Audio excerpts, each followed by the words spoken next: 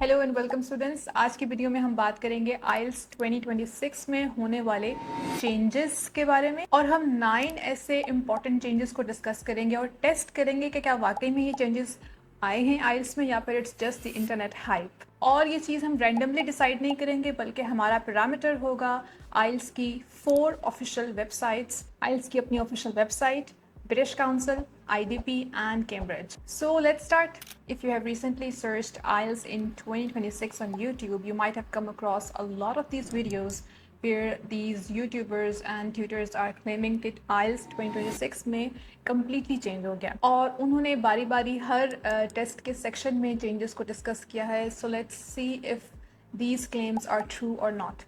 Reading के section से related एक ये क्लेम किया जा रहा है कि जो मैचिंग हेडिंग्स के क्वेश्चंस हैं वो अब कम्प्लीटली ख़त्म हो गए हैं और जो समरी कंप्लीशन के क्वेश्चंस हैं उनकी जो फ्रीक्वेंसी है वो बहुत ज़्यादा बढ़ गई है. वो वाले क्वेश्चंस अब काफ़ी ज़्यादा आ रहे हैं. अच्छा, जो भी यूट्यूबर्स या इंस्ट्रक्टर्स ये क्लेम्स कर रहे हैं उनकी दो मेन रीजंस हैं या दो मेन सोर्सेज हैं. Number 1 is the latest Cambridge books of IELTS which is IELTS 19 and 20.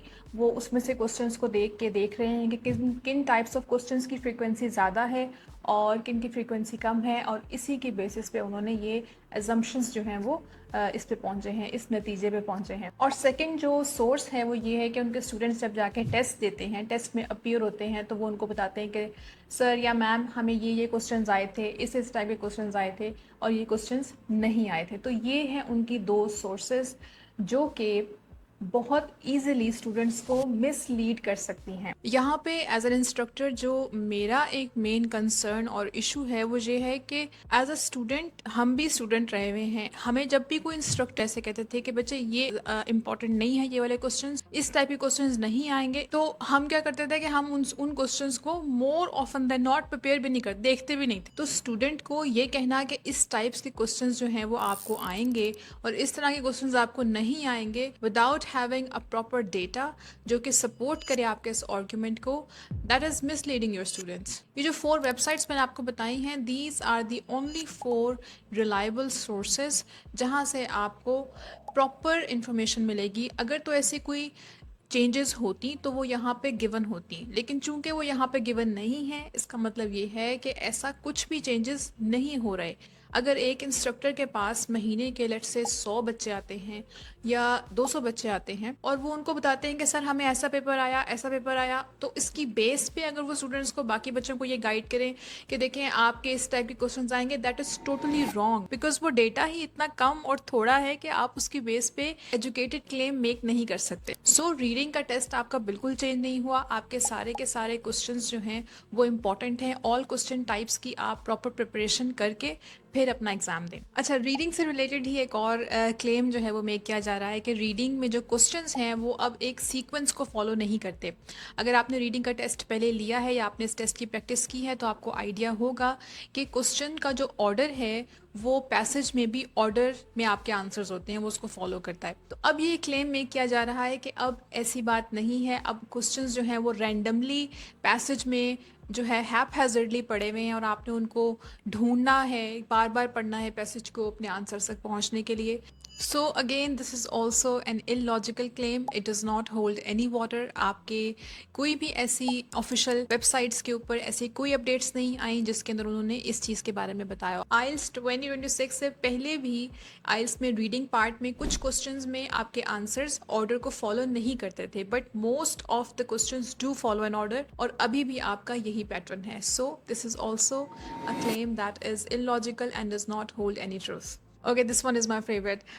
ये क्लेम किया जा रहा है कि जो एक्सेंट्स हैं वो बहुत डिफ़िकल्ट और बहुत मुख्तलिफ किस्म के आ रहे हैं and it's really hard to understand those accents. देखिए, आइल्स हमेशा से शुरू से ही डिफरेंट वैरायटी ऑफ एक्सेंट्स को यूज़ करता है. It can be American accent, it can be British accent, Australian accent, but वो एक्सेंट कभी भी इतना स्ट्रॉन्ग नहीं होगा कि जो एक एवरेज लिसनर है उसको समझ ना आए. आइल्स के जो एग्जामिनर्स, जो टेस्ट मेकर्स हैं, उनका गोल आपको कंफ्यूज करना बिल्कुल भी नहीं है, बल्कि they want you to have a good comprehension of English language. अगर आप पर्सनली किसी एक एक्सेंट के साथ अनकंफर्टेबल हैं, आपको वो एक्सेंट ज़्यादा अच्छे से समझ नहीं आता, तो उसी एक्सेंट के अंदर आप डॉक्यूमेंट्रीज देखें, वीडियोस देखें, पॉडकास्ट या इंटरव्यूज को सुने, बिकॉज ये एक स्किल है और इसको आपको प्रैक्टिस करने से आप इसके यूज टू होंगे। So this is also one of the changes, जो कि एक्चुअल में बिल्कुल भी कोई चेंज नहीं है। आपकी ऑडियोज वैसे की वैसी हैं, पुराना पैटर्न ही फॉलो करेंगी। देखिए, आइल्स लिसनिंग का जो टेस्ट है ये हमेशा से ही इस तरह का होता है। बाज़ दफ़ा आपके आंसर्स बहुत स्ट्रेट फॉरवर्ड होते हैं,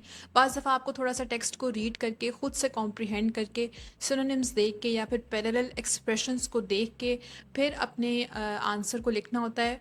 बाज़ दफ़ा एग्ज़ामिनर जो ऑडियो है उसके अंदर जो स्पीकर हैं वो अपनी बात को करके फिर सेल्फ करेक्ट करते हैं, सो डिस्ट्रैक्टर्स भी होते हैं। सो ये सारी चीज़ जो है ये आइल्स के टेस्ट के डिज़ाइन का पार्ट है। इसमें कोई ऐसा नहीं है कि 2026 में ये फ़र्स्ट टाइम ऐसा हुआ है या बहुत चेंज कर दिया उन्होंने। और मेरी आपसे रिक्वेस्ट है कि आप 4-5-6 यूट्यूब वीडियोस या जो पैनिक पोस्ट्स हैं सोशल मीडिया के ऊपर, उनकी बेस पे अपनी स्ट्रेटजी को मत बनाएं। सिर्फ 4 ऑफिशियल वेबसाइट्स हैं, वहाँ से क्रॉस चेक करें कि अगर वहाँ पे कोई चेंज गिवन है तभी वो चेंज जो है वो रियल है, otherwise it is just noise. And other change in IELTS listening module, वो ये क्लेम किया जा रहा है कि अब मैप्स के क्वेश्चंस जो हैं वो नहीं आ रहे, और उसकी रीज़न ये बता रहे हैं कि चूंकि अब हम सबके फ़ोन्स पे गूगल मैप्स हैं, so we do not need to learn this skill of map reading any more. So अब आपको ये टेस्ट में ये मैप्स के क्वेश्चंस नहीं आ रहे। आइल्स की किसी भी ऑफिशियल सोर्स ने ऐसी कोई अनाउंसमेंट नहीं की, so this information is also false. और ऑनेस्टली आइल्स का जो एग्ज़ाम है इसका डिज़ाइन ही इस तरह से है कि आप इसको प्रिडिक्ट ना कर सकें। अगर आप इसको प्रिडिक्ट कर लें तो फिर टेस्ट की क्या वैल्यू रह जाएगी। सो स्टूडेंट्स के लिए ये चीज़ सोचना कि हम आइल्स के टेस्ट को प्रिडिक्ट कर सकते हैं या कोई और गुरु या जादू मंत्र जो करते हैं वो आपको प्रिडिक्शन करके बता सकते हैं, इट्स वेरी डेंजरस। ये इमोशनली, फाइनेंशियली, साइकोलॉजिकली एक बहुत डेंजरस वे ऑफ थिंकिंग है। So do not go down that path. Speaking के टेस्ट में ये क्लेम किया जा रहा है कि अब एक्चुअल में एग्जामिनर्स आपसे फेस टू फेस टेस्ट नहीं लेंगे, बल्कि AI एग्जामिनर्स होंगे जो कि आपसे ऑनलाइन टेस्ट लेंगे। If you're giving your test from Pakistan, I have contacted British Council, IDP, and AEO Pakistan, which are the 3 official bodies that are conducting IELTS tests. इन तीनों ने इस बात को कंफर्म किया है कि ऐसा कुछ भी नहीं है। ये ज़रूर है कि जो टेस्ट सेंटर्स रिमोट एरियाज़ में हैं वहाँ पे एक्चुअल फिजिकली एग्जामिनर आपका टेस्ट नहीं लेंगे, बल्कि वो जूम के ऊपर या किसी और ऑनलाइन कॉलिंग प्लेटफॉर्म के ऊपर आपका टेस्ट लेंगे, बट वो एग्जामिनर एक्चुअल एग्जामिनर होंगे, वो कोई AI या कोई रोबोट या कुछ ऐसा कुछ भी नहीं है। So now let's discuss actual में ऐसे कौन से चेंजेस हैं जो 2026 में कंटिन्यू होंगे, जो कि 2025 में भी थे और 2026 में कंटिन्यू होंगे। सो 2025 में मार्च में आपका जो पाकिस्तान से आइल्स पेपर बेस्ड एग्ज़ाम है वो कम्प्लीटली उन्होंने ख़त्म कर दिया है। सो अब आपका जो टेस्ट है वो सिर्फ कंप्यूटर बेस्ड ही होगा। कंप्यूटर बेस्ड घर में नहीं आप बैठ के टेस्ट देंगे, आपने इसके लिए भी टेस्ट सेंटर जाना है। वहाँ पे उन्होंने सिस्टम्स और रूम्स जो हैं वो डेजिग्नेट किए हुए हैं, आपने वहाँ जाके अपना टेस्ट लेना है, बट ये पेपर के ऊपर नहीं होगा, कंप्यूटर के ऊपर टेस्ट होगा। एक छोटी सी टिप मैं बताऊँगी, अपने आप को जितना हो सकता है स्क्रीन बेस्ड टेस्ट के साथ फेमिलराइज करवाएं। पेपर पे रीड करना और स्क्रीन पे रीड करना 2 बहुत मुख्तलिफ चीज़ें हैं। सो अगर आपको इसकी प्रैक्टिस नहीं है, स्टार्ट प्रैक्टिसिंग। इसी तरह से जब भी आप राइटिंग के टेस्ट की प्रिपरेशन कर रहे हैं तो स्क्रीन के ऊपर, वर्ड फाइल के ऊपर या फिर गूगल डॉक्स के ऊपर आप लोग अपने असाइनमेंट्स को सॉल्व करें, ताकि आप जो है वो स्क्रीन बेस्ड टेस्ट के साथ फेमिलराइज हो सकें।